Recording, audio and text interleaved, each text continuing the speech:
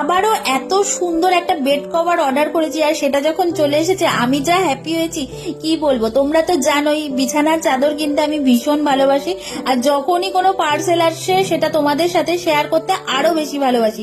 তো আজকে চলে এসেছে একটা বেড কভার, কোথা থেকে কিনেছি, কত দামে কিনেছি, সমস্তটাই তোমাদের সাথে শেয়ার করব।